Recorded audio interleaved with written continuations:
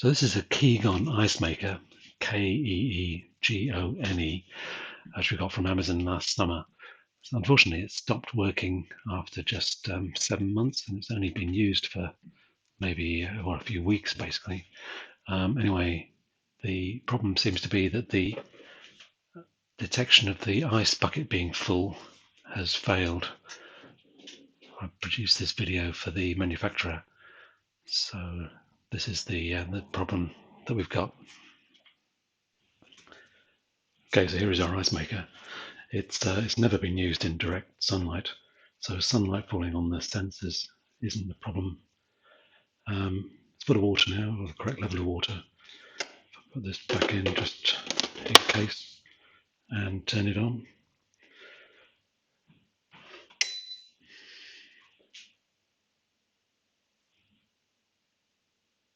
Seems okay.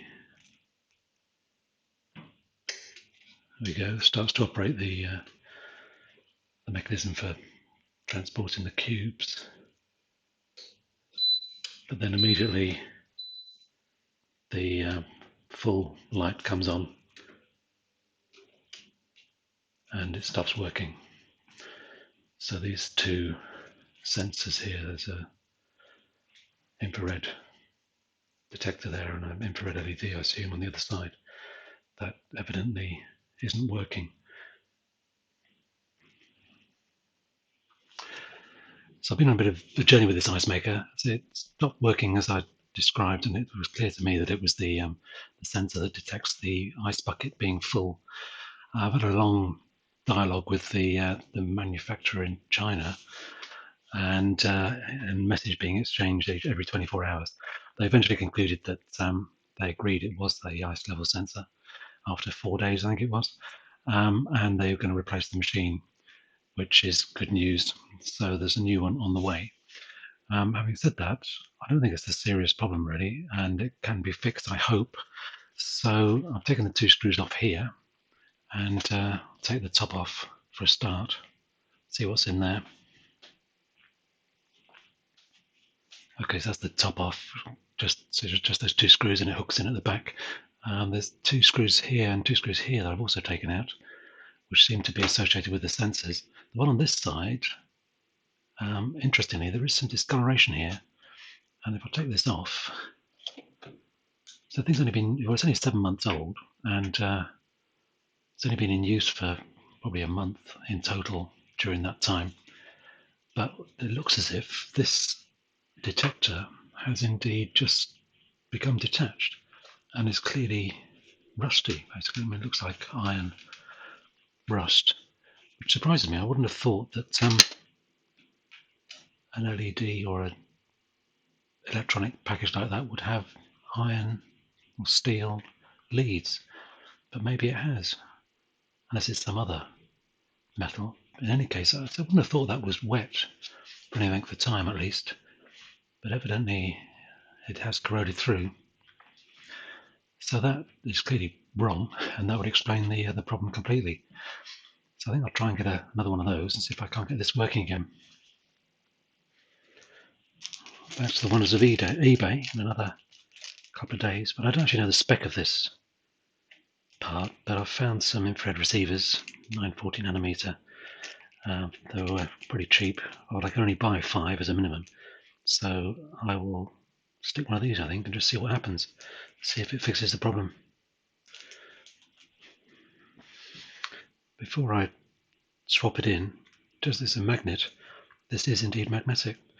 So presumably it has got, and that is definitely magnetic. So presumably these leads are ferritic in some way, which surprises me, but I suspect that's the cause of the problem, or at least that together with moisture lingering around those connections. Because it looks as if the lead is corroded off right down to the plastic package itself. So looking at this old one, the flat is on the side that the leg's broken off, so that's the cathode. I will make sure I put the next one in the right way around.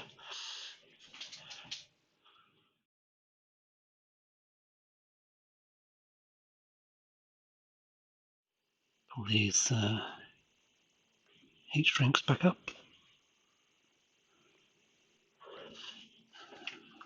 The good thing about this iron is that it's got an exhaust for the gas, which is pretty hot.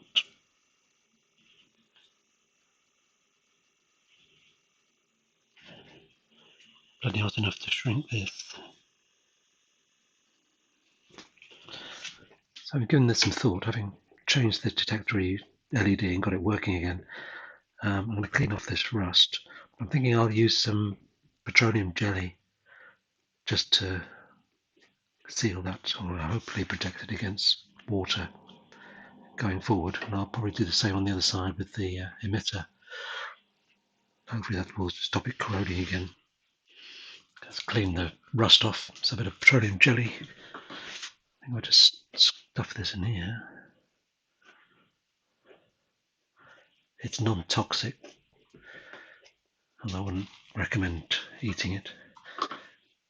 But yeah, hopefully it'll stay in place. It won't melt and drop into the bucket. Should just seal it up. Looks good.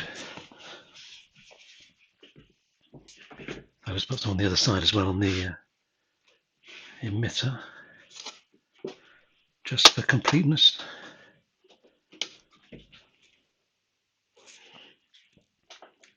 Just reattach these side panels with the sensors in. I was actually wrong before. There's 3 screws on this side, and the lid has just got these 2 lugs at the back that slot in here, nice and easy, and then just 2 screws at the front. Back together. See what happens.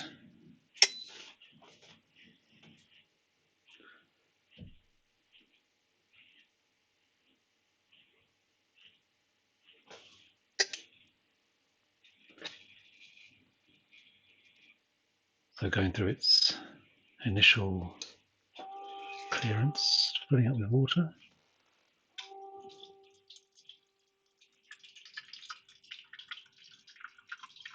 So the trick is going to be as to whether this full light comes on immediately afterwards. But I think it might be alright.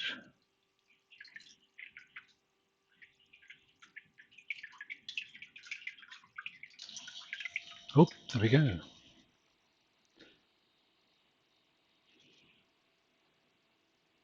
Yep, seems to be working. So yeah, it's working fine. So it's clear to me now that that LED, having failed, was the problem. I mean, I say it had just completely corroded away. I don't know if you can see that on the camera, but there's just rust where that lead used to be the cathode. So yeah, a packet of these off eBay, 940 nanometer IR receivers, looks to have fixed it. So quite a cheap fix, but good of the company to send me a replacement machine anyway. I feel slightly guilty now, but there again, it did fail after just basically a month of moisture out. Okay, thanks for watching.